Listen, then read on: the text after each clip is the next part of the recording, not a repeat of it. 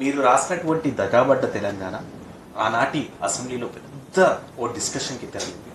దాంతోపాటు తెలంగాణ ఉద్యమం కేసీఆర్ ఆధ్వర్యంలో స్టార్ట్ అవుతున్నప్పుడు దాని జలదృశ్యంలో రిబ్బన్ కటింగ్ చేసింది ఇన్నయ్య గారు. తర్వాత తొలి ఉద్యమ నాయకుడు అని చెప్పవచ్చు అనమాట. మరి అట్లాంటి మీ మధ్య ఉన్నటువంటి కోఆర్డినేషన్ ఎందుకు మీరు బయటకు రావాల్సినటువంటి అవసరం వచ్చింది? అసలు మీకు కేసీఆర్కి విభేదాలు ఎందుకు వచ్చింది?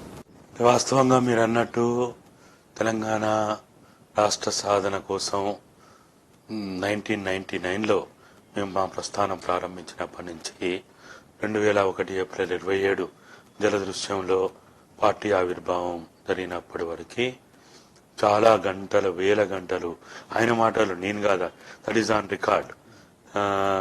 ఇదంతా మేము తెలంగాణ రాష్ట్ర సాధన క్రమంలో కానీ సాధించిన తర్వాత కానీ ఎట్లా ఉండాలనేది ఏదైతే రూపొందించుకున్నామో సాధన క్రమంలోనే 2001, 2, 3 దశల్లో దాదాపుగా ఆయన ప్రవర్తనలో కొంత మార్పు రావడం వల్ల ఇక నేను ఆ పార్టీలో ఉండి ఒక మౌన ప్రేక్షకునిగా మిగిలిపోయేదానికంటే ఒక ప్రశ్నించే గొంతుగా బయట ఉండి ఆయనను ప్రశ్నిస్తూ ఇంకా తెలంగాణ రాష్ట్ర సాధన ఉద్యమాన్ని ఒక రైట్ పాత్లో తీసుకుపోవడానికి ఎప్పటికి కూడా మనం ఓ ప్రశ్నించే గొంతుగా ఉండాలి.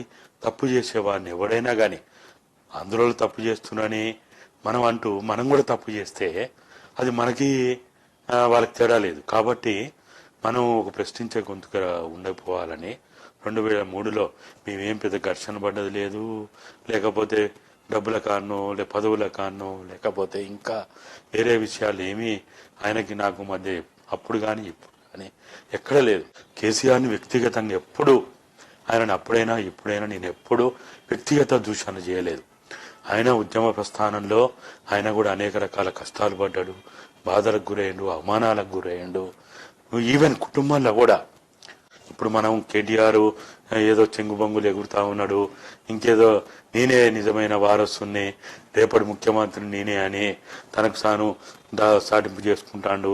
ఆయన పైన చేసే వాళ్ళందరూ సాటింపు చేస్తుండు. కానీ వాస్తవంగా 99 నుంచి 2001 పార్టీ ఆవిర్భావం వరకు కానీ పార్టీ ఆవిర్భావం అయిన తర్వాత కానీ ఎప్పుడు కూడా కేటీఆర్ని ఒక్కసారి కూడా కేసీఆర్ని వాళ్ళ తండ్రి గారిని మీరు మంచి పని చేస్తుండ్రు, మంచి నిర్ణయం తీసుకున్నారు, మీరు చేసే పనికి నా బాధ్యతగా నేను అమెరికాలో ఉండి నా మిత్రులతోటి, నా సహచరులతోటి, లేకపోతే తెలంగాణ ఎన్ఆర్ఐలని నేను ఇక్కడ ఎడ్యుకేట్ చేస్తా, మీరు చేసే ఉద్యమానికి నేను నా వంతు బాధ్యతగా నేను పనిచేస్తా అని ఏ ఒక్కరోజు మాట్లాడకపోవడం కాకుండా 2000 సంవత్సరంలో అనేక సార్లు 10ల సార్లు నాకు ఫోన్లు చేసి మా నాయన నువ్వు జడగొడుతున్నావు, మా నాయనకి మీ వల్ల మా కుటుంబానికి అప్పుడు నాకు పెళ్లి కాలే, మా సిస్టర్కి మ్యారేజ్ కాలే, మేము ఇంకా పూర్తిగా సెటిల్ కాలే,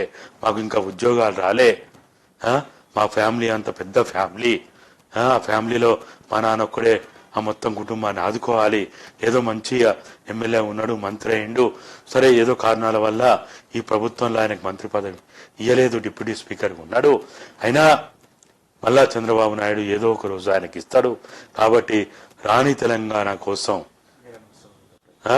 మా నాయన జీవితాన్ని, మా కుటుంబ జీవితాన్ని నాశనం చేయొద్దన్న కేటీఆర్ ఆయనకు వారసుడు ఎట్లయితాడు?